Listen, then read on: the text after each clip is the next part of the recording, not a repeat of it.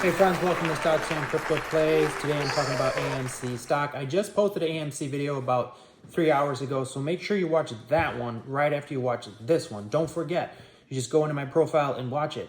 Also, hit like, subscribe, and notifications, share this video with a friend. Okay, so what's the news? Even though it's kind of late right now on Wednesday night, I'm doing this video because we've got some news. So two things really I want to touch on, three things. Obviously, the cost to borrow is up to 250% APR, annual percentage rate, 250% on AMC, okay, guys? It's going to cause a short squeeze soon. Also, the street.com, they are reporting today on AMC saying why current borrow fees for AMC stock could trigger a major short squeeze. That's not my words, that's their words from the street.com. And what they go on to talk about is high demand for short selling. AMC has led to borrow fees currently around 140%. Well, it's up to 250% now. The approved conversion of APE units into AMC shares and a reverse stock split could cause the stock to become even more volatile in the short term, which is true. Thanks to an intense short interest, high borrow fees, and increased trading volume, it's likely another short squeeze is in the works. That's great news. It says why current borrow fees for AMC could trigger a major short squeeze. They say that due to its messy financials and status as a meme stock, AMC Entertainment seems like an obvious short bet for many. However, short sellers who want to bet against a particular stock must first borrow that stock from a broker. And to do so, brokers charge borrow fees.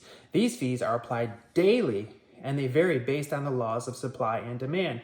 The greater the interest of short sellers in betting on a stock, the fewer shares that will be available for borrowing, and at the more expensive that stock will be to borrow. Like I've been saying, some people have said in the comments, that cost to borrow, it's annual, and they'll say like, oh, they only just pay it once a year.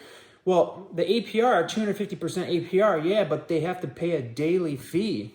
And if you're borrowing $1 million worth of AMC stock, what's 250% APR on $1 million? And they have to pay that every day. I didn't do the math on that, but that's not going to be a small number, and they have to pay that every day. And that's only $1 million. What if they're borrowing $10 million worth of AMC shares? I mean, it's not cheap, and that's daily. You got to remember that's daily. You and I, we're holding our shares. We're not paying anything. They're paying daily. So we're going to win this war, and we're going to get our short squeeze. So that's why this is major news articles writing about it. They say this is exactly what has been happening with AMC stock, especially since the end of last year. AMC borrow fees have reached the triple digits, ranging from 100% to over 700% in recent months. Yeah, if you're using Ortex, yeah, they got the max cost to borrow at 1,000% today. Currently, borrow fees for AMC are around 140, which is not true. They're at 250. In AMC's case, this can be explained by several factors: strong rebound in technology and other speculative stocks at the beginning of the year, the strong participation of retail investors in the first 2 months of this year that include record inflows of about 1.5 billion per day. I talk about these inflows all the time on AMC. A lot of you don't really care for the net inflow outflows, but they are important to stocks. A high volume of arbitrage trades seeking to take advantage of the price discrepancy between AMC and APE units. And then the planned conversion of APE units into AMC common shares, a reverse split, both of which were recently approved by a large majority of shareholders. That part's a lie. We didn't vote yes. The hedge funds voted yes, and the institutions voted yes. Adam Aaron voted yes. Then they took the people that didn't vote and voted yes with those votes. It was a big scam. Anyways, what else did they say? In the article, more volatility in sight for AMC. They say that big changes are coming in the near term, such as recent approved conversion. They talked about that already. Potentially bearish outcomes are converting APE into AMC to dilute the stock's float. This may also be one of the reasons behind the short sellers' massive bets. But AMC plans to use the APE conversion to raise cash. AMC, this will help AMC in the long term. Okay. A hearing is planned for the end of April. We know that, April 27th. I see another short squeeze in the making. In my view, there are several factors surrounding AMC shares at the moment that are leading it to the brink of a short squeeze. First, the short interest in AMC. Currently, there are 592 million worth of short positions in AMC, and about 25% of its float is being shorted. Whew, those are some crazy numbers, friends. Thanks Thanks to the stock's strong performance during the first few months of this year, short sellers are sitting on losses of over $235 million year to date. Amazing. I like that. That's one critical piece of information. I'm going to say it again. It says, thanks to the stock's strong performance during the first few months of this year, 2023, short sellers are sitting on losses of over $235 million year to date. And it's only the end of March, Q1. Second, borrow fees are in the triple digits, and AMC has been unstable in recent months. When a stock costs more to borrow, some short sellers are often forced to close out their positions and take their remaining profits, if any, before other buy-to-cover trigger upward movement in the stock that could generate ultimate losses, unlimited losses.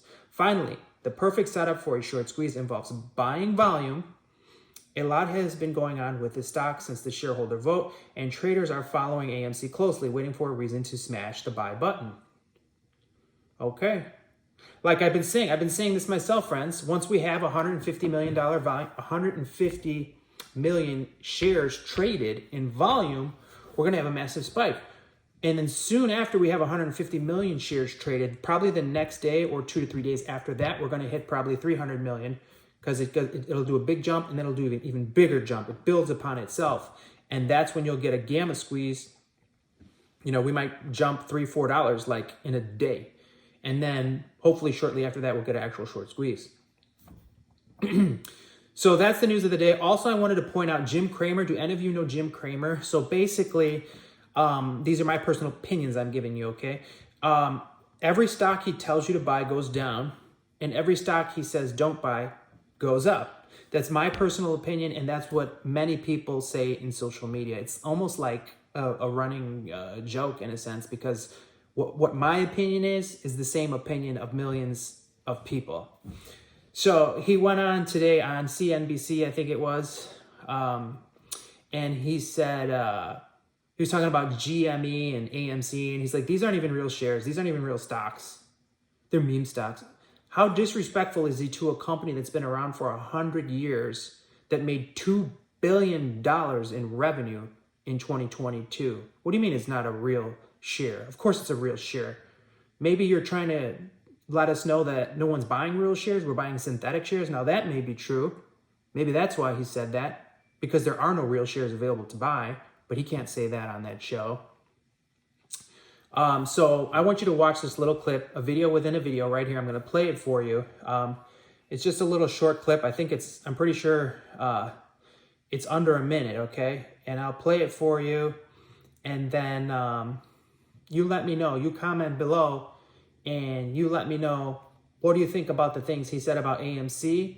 And what do you think about the things that he said about GME? And then this is just from today. So having watched this, after you watch it, you let me know, is this bullish for AMC? Because I think it is.